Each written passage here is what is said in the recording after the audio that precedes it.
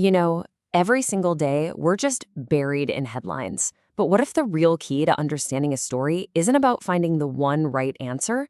What if it's about seeing the three different stories that are all being told at the exact same time? Today, we are going to explore this really powerful framework that helps you cut through all that noise by looking at any issue from three distinct angles. Let's get into it. So, it all kicks off with a really simple, but honestly, pretty brilliant prompt. Just ask for the three biggest news stories, and for each one, find three different viewpoints. Now, this isn't just about collecting more information.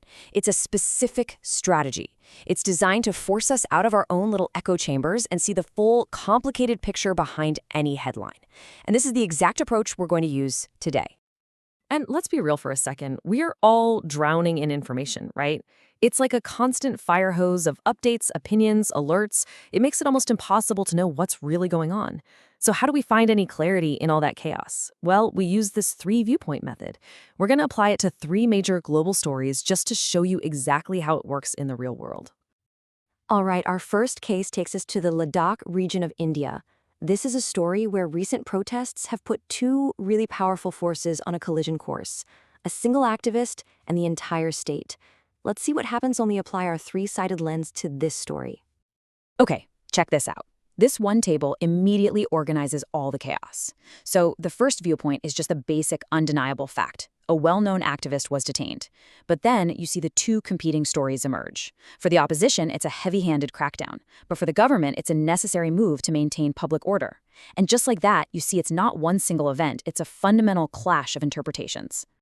So now, let's zoom out from a domestic protest to the huge world of international trade. This is a story where a single policy decision made in one country sends these massive shockwaves all around the globe. And here, the three viewpoints are separated by thousands of miles. 100%. Just look at that number. A single number that tells the entire story. A 100% tariff isn't some small adjustment, you know? It's a declaration. It's an economic earthquake that's designed to completely reshape a global industry. So the immediate question it forces all of us to ask is, what are the three different shockwaves this thing creates? And here they are. Here are those three shockwaves.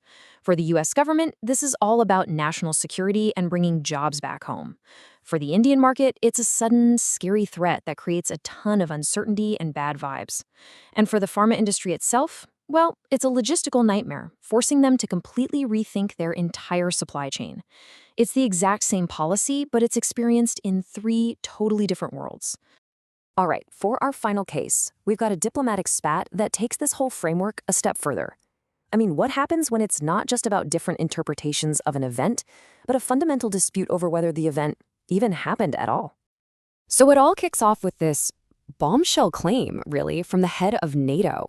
In a major interview, he says that India's prime minister called Vladimir Putin to talk about the war in Ukraine. Think about that.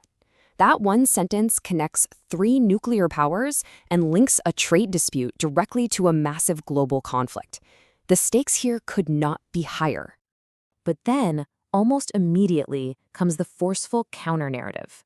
India's government doesn't just offer a different spin on it. They issue a sharp rejection, basically saying the call never happened. And this is the moment where the story shifts from being a debate over meaning to a debate over reality itself. And when you see them right next to each other like this, wow, the conflict is just crystal clear. On one side, you have a direct allegation from a major world leader. On the other, an absolute, total denial from a sovereign government. And at this point, you realize the real story isn't about the phone call anymore, is it? The real story is the dispute. Okay, so we've looked at a domestic protest, a global trade policy, and a diplomatic, well, a mess. Three completely different stories, and all of them became clearer using the exact same method. So, what's the big takeaway here? Why does any of this matter for how you and I look at the news every single day? After seeing all these arguments and motivations and denials laid out side by side, what have we really learned? What fundamentally changes when we stop searching for that one single correct headline, and instead we start looking for the three stories that are battling it out just beneath the surface? Well, here's the bottom line. This method, it changes you from being a passive consumer of news into an active analyst. You stop asking that simple question, who is right, and you start asking the much smarter question, why do they disagree? This is what reveals the hidden motives. It forces you to challenge your own assumptions, and it helps you build this deeper understanding that can't be shaken by the next breaking news alert. It's not just a new way to see the news, it's a way to empower yourself. And that brings us to one final, and I think really crucial question. The analysis we just walked through was probably powered by AI, which is getting incredibly good at gathering and organizing all these different viewpoints for us. But the most important part, the synthesis, the critical thinking, the search for wisdom, that part is still human. As our tools get smarter and smarter, the real challenge for us isn't just about finding information anymore. It's about using that information to become wiser.